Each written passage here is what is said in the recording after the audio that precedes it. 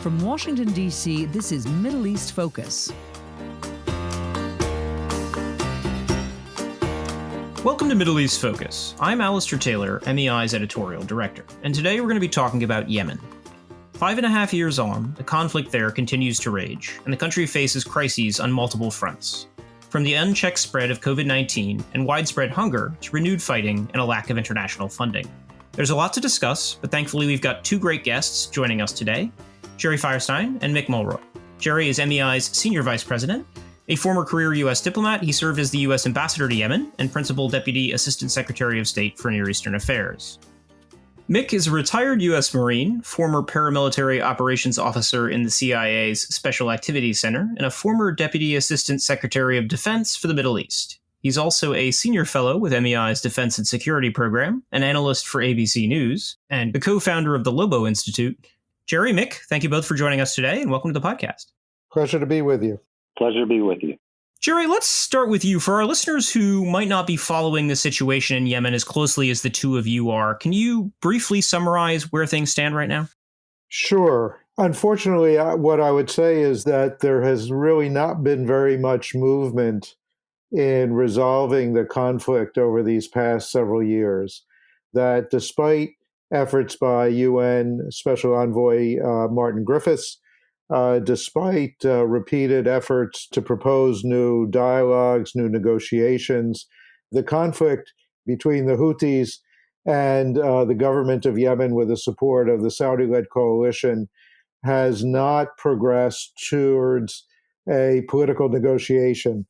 In the meantime, the situation inside the country continues to deteriorate, not only because of this major conflict between the Houthis and the government, but also because of the rise of other internal divisions, particularly between the North and the South, and the growth of a Southern separatist movement, and also, of course, because of the catastrophic humanitarian situation that the country is confronting because of the pandemic, but also because of longstanding health and economic crises. So the situation in Yemen overall is continued to deteriorate and without any particular prospect for a peaceful resolution in sight. Jerry, on the political front, there has been some recent progress in the South. At the end of July, the Southern Transitional Council, a UAE-backed Southern separatist force, stepped back from its previous April declaration of self-rule as part of a deal with the Hadi government. What do we know about the deal's implementation at this point?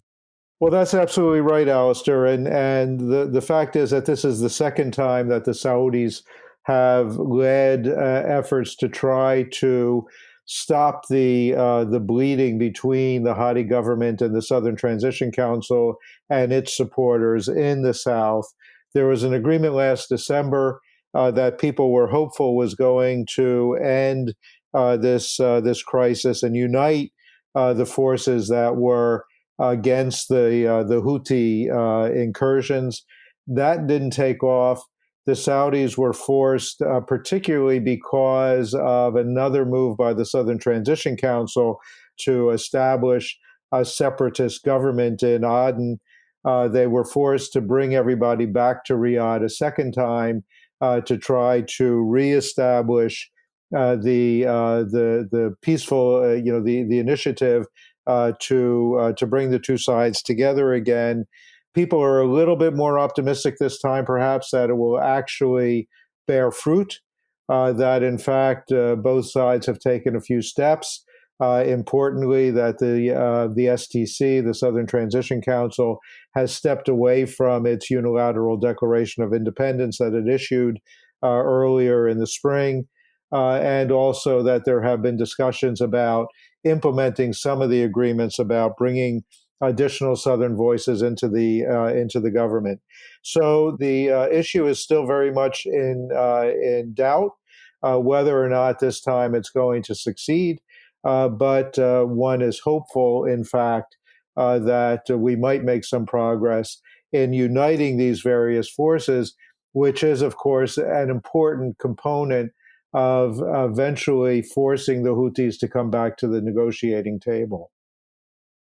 Mick, the security situation in Yemen remains deeply concerning as well. The oil and gas rich city of Marib in the center of the country has seen especially fierce fighting of late between the Houthis and government forces and allied tribes. How is that playing out? And are there any other flashpoints in the conflict that stand out to you right now?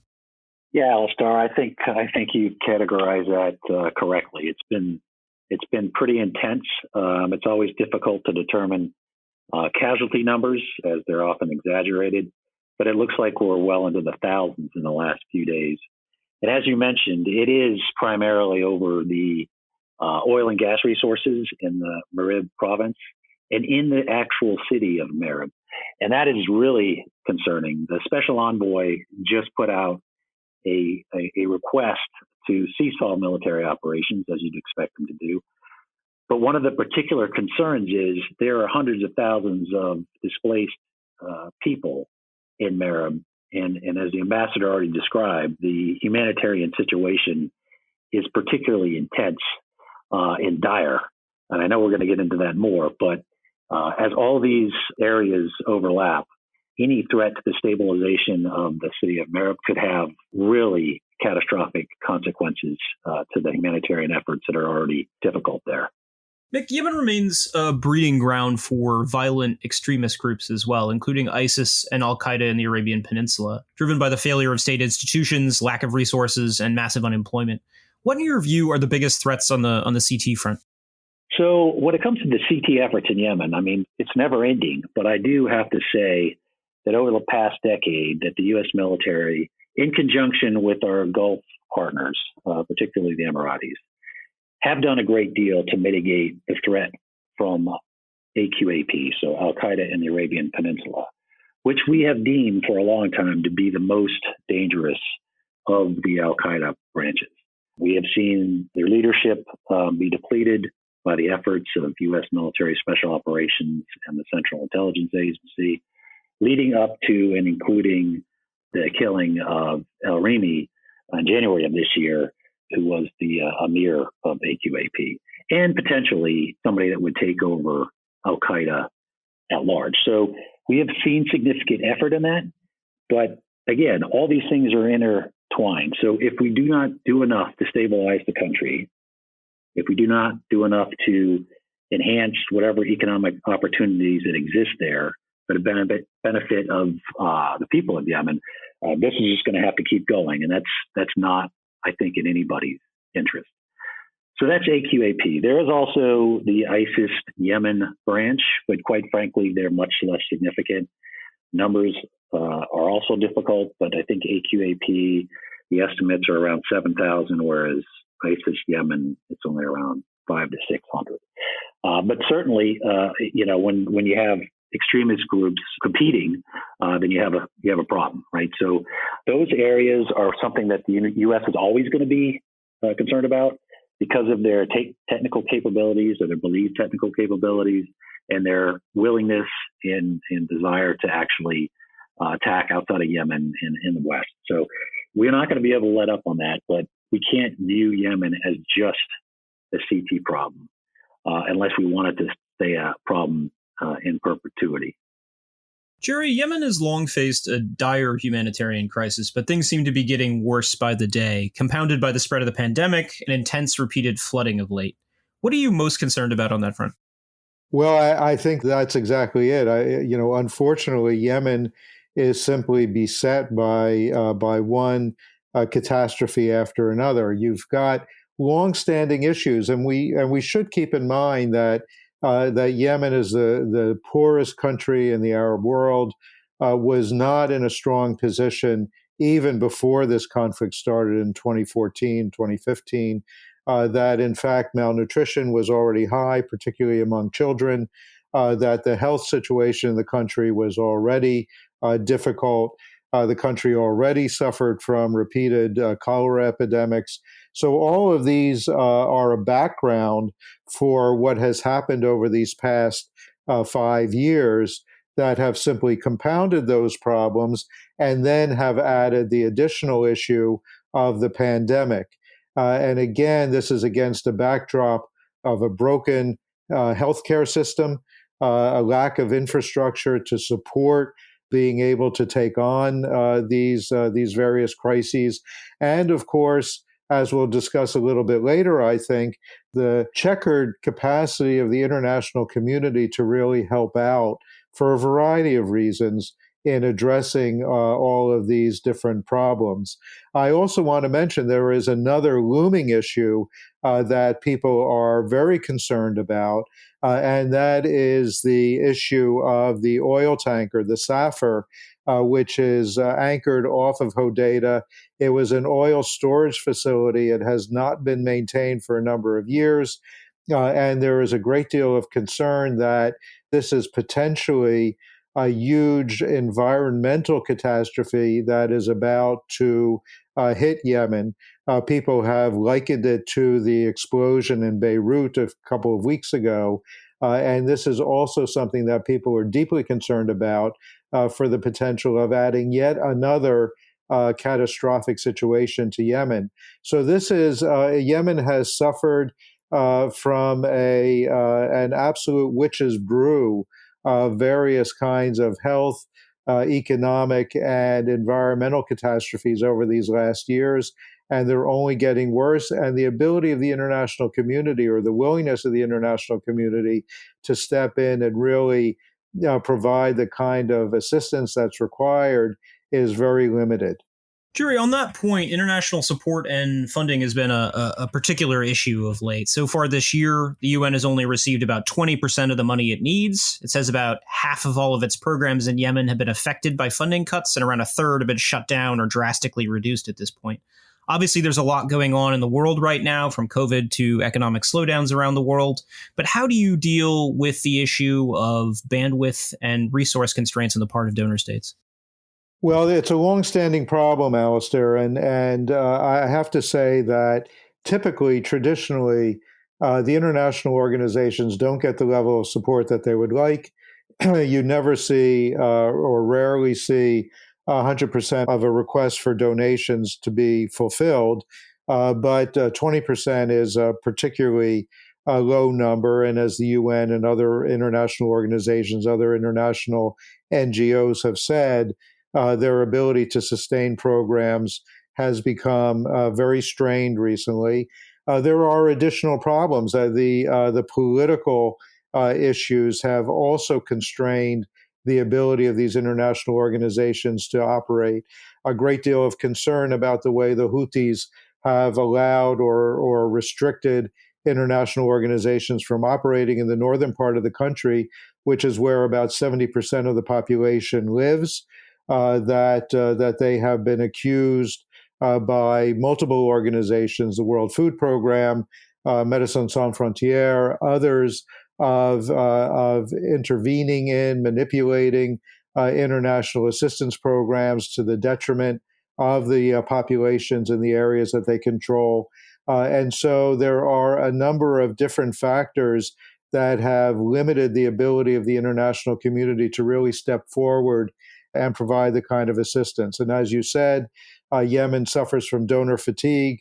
And I think that, until we get to a point where people see light at the end of the tunnel, where people believe that their donations are really going to help pave the way for sustainable improvements in the situation in Yemen, we're going to continue to find the international donor community to be less interested in providing the kind of support that Yemen really requires. Mick, in terms of previous reference points for international assistance, I wanted to ask specifically about the Yemen Steering Initiative. What was that, and why did the Defense Department push for a comprehensive and international plan at the time? So there was a lot of concern in Congress, bipartisan concern about the role that DoD played in supporting the Saudi-led coalition's efforts in Yemen, particularly the air campaign.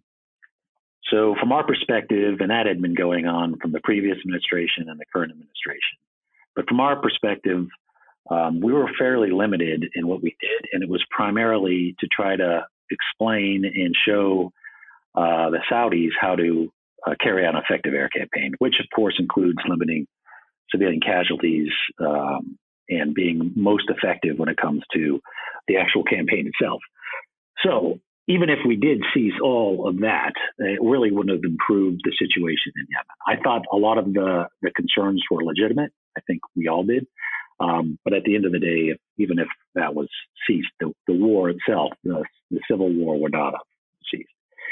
So we pushed hard to come up with a comprehensive plan. DOD instigated it, and we worked through several other groups in town, RAND in particular, and Ben Conomel's team, to come up with a comprehensive plan that included the political, the economic, and of course the security aspects of it, the international need for participants, and then lastly, identifying the activities that needed to be done to try to put Yemen on a better course. And with that, there was actually a sign-up sheet in the back that actually, rather than just sit on the sidelines and criticize what's happening in Yemen, do something, whether it's in any of those spectrums, whether it's contributing money or training. That was the idea. So I think that was one of the aspects that people liked about it most. I think, fair criticism was, why is DOD leading this? Well, DOD did lead it, but it certainly wasn't just a DOD product. The State Department, USAID, NGOs, we went and spoke to several leaders in Yemen and got a lot of input. So it was I think a very good start to a plan. The United Nations became very interested in it. And essentially, when I got out, I got to be one of the advisors that really looks at the security aspect of it. But that is how it came about. And I think now we need to try to broaden that, bring in other people like the ambassador to really take this to the next level and bring in all the leaders that need to make it happen so that we can address all the things that you all have talked about so far. Jerry, on that point, you and Mick have proposed a sort of YSI 2.0. Can you tell us about that and what it involves? Well, the thing that I think is important about the YSI initiative is that it's forward-looking, that it is predicated on the idea that we're going to get into a post-conflict situation where the international community can really focus on what is needed to be done in the context of a political approach, a political resolution of the conflict that allows us to go forward and really address the critical issues that are going to confront Yemen, not only in the immediate period, but also going forward over a long time horizon. And I think, going back to my own experience when I was the ambassador there, I think there was a broad understanding that Yemen's problems are not going to be resolved in a year or 2 years or even 10 years, that if the international community wants to support a strong, secure, and stable Yemen, which is a critical component of ensuring broader regional security and stability, that we have to be in it for the long haul. And I think that the most important aspect of the YSI is that it lays out a timeline, it lays out a long time horizon that allows for the community, the international community, supporting the Yemenis, supporting the Yemeni people, supporting the Yemeni political and economic leadership in taking on all of the very issues that have created the circumstances for this conflict and that have to be resolved if Yemen is going to be able to get away from dependence on international assistance and really become a self-reliant, strong and confident country going forward. Yeah, Alistair, if I could just jump on one point of Jerry's comments. You talked about donor fatigue, and in many ways you can understand it, of course, because there's a COVID crisis, and that has cost a lot of these countries that normally donate a lot of strife in their own economy. But one thing that YSI 1 and certainly YSI 2 would provide a roadmap so that people know when I contribute money, it is somewhat of an investment, and this is the plan. And this is where we're going. And this is how we're going to get out of a cycle where they are a perpetual donor state, right? So I think that this can actually help that fatigue part so that these countries can look at, where are we going with this and why is this significant this time to contribute money and whether I'd be doing this forever. Mick, given the enormity of the challenges facing Yemen that we've kind of gone into some detail on in the previous part of this program, there does seem to be a clear need, as established, for the international community in general and the U.S. in particular to step up. What more can and should the U.S. be doing, in your view, specifically on the issue of security? Well, the first thing is I would hope that the U.S. Plays a significant role in whatever plan we come up with, obviously with the UN and with the Yemen leadership, political leadership. At the end of the day, this is going to be solved through the political process. Security, even economics are just part of that will support whatever plan we come up with. For the U.S. in particular, I think we'll always be concerned about the CT effort. I think that is important in its own right. But I do think we have to have a broader view in the sense that Yemen needs to be stabilized for the people of Yemen. We need to have reduce the need for young men to feel like they have to join an extremist group. Sometimes they just simply join it because it's the only paycheck they can get. We don't want that. As a country, as a global international community, we do not want that. So, what can the United States do in particular?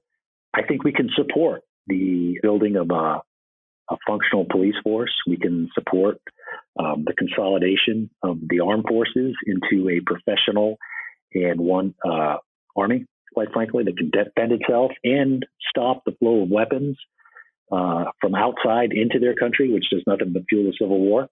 So countering the Iranian influence there is important, not just for the United States, but all the people of Yemen.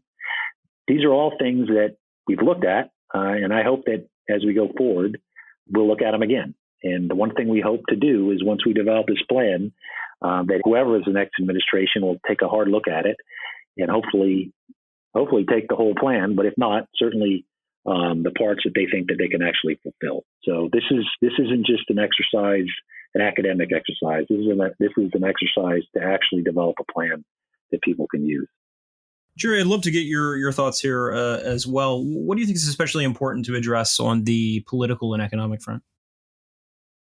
Well, I think that there's both a short-term and a long-term answer to the question, Alistair. On the short term, I think that the success of the UN effort, what Martin Griffiths is trying to accomplish right now, is really heavily dependent on strong support from the international community, and particularly the five permanent members of the UN Security Council. The US and the UK have historically played an extremely important role in leading the international community in both the political and economic sides of the Yemen issue.